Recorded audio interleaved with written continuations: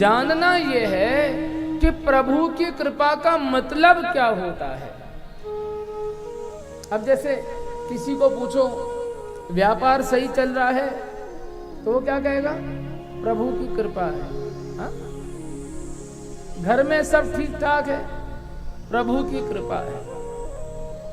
ये भी प्रभु की कृपा है, पर वस्तुतः प्रभु की कृपा का मतलब क्या है?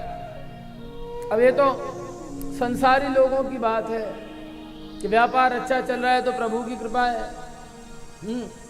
नोट कमाए जा रहे हैं तो प्रभु की कृपा है, बढ़िया समाज में प्रतिष्ठा बनी हुई है तो प्रभु की कृपा है।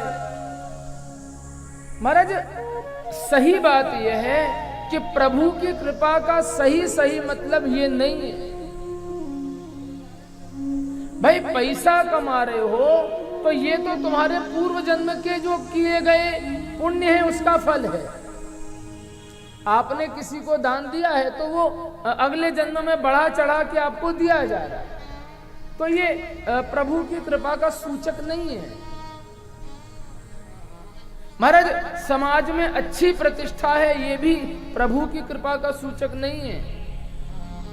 तो जब शास्त्र में ये चर्चा आती है कि प्रभु की कृपा मतलब क्या, हम कैसे पहचाने कि हमारे ऊपर प्रभु की कृपा है, ये प्रश्न बहुत बड़ा है।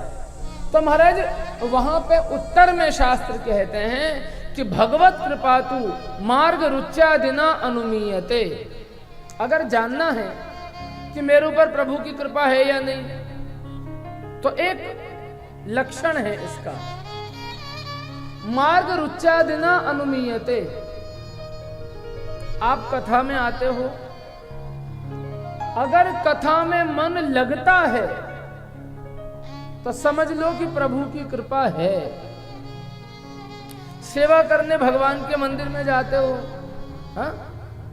अगर प्रभु की सेवा में मन लगता है, आनंद आता है, तो समझो कि प्रभु की कृपा है। दर्शन करने जब मंदिर में जाते हो, दर्शन करके आनंद आ रहा है और रोज नया आनंद आ रहा है, तो समझो प्रभु की कृपा है। माला लेके भजन करने बैठ रहे हो और मन नहीं लगता, तो समझ लो कि अभी प्रभु की कृपा नहीं है, नींद आ रही है।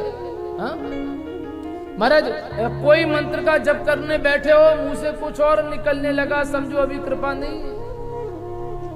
कथा में बैठे हो और बार बार घड़ी देख रहे हो, कैसे भी 7 बजे हो, महाराज जी कथा पूरी करें और हम लोग प्रसाद लेके अपने घर जाएं, मोबाइल भी बहुत देर से देखा नहीं है, तो ये कृपा नहीं है भैया। कृपा वो है कि तत्कथा संस्थिता नाम तू देह गेहात्म विस्मृति।